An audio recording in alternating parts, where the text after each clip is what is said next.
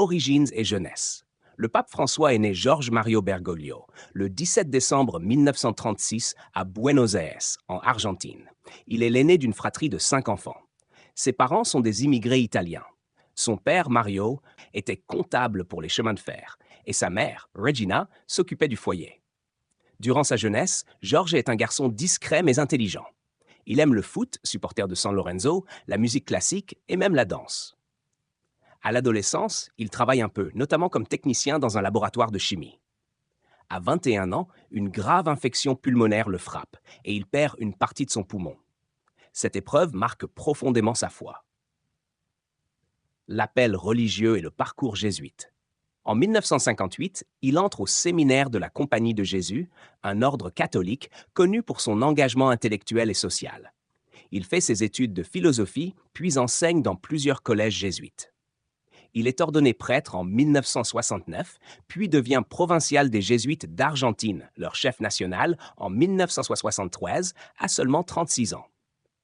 Durant la dictature militaire en Argentine, 1966-1983, Bergoglio vit une période difficile.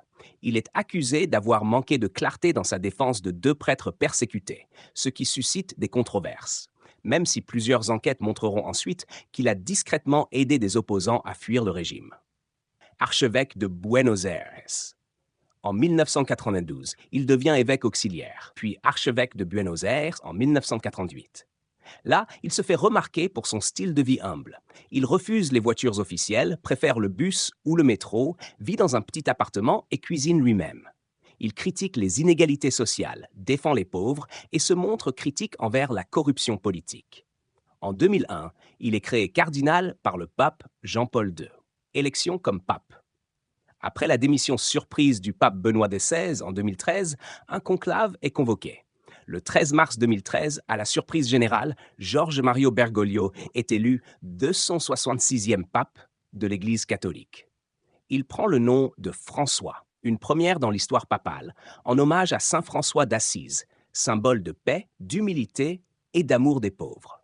Il devient le premier pape originaire d'Amérique, le premier jésuite pape, le premier pape non européen depuis plus de 1200 ans. Un pape différent.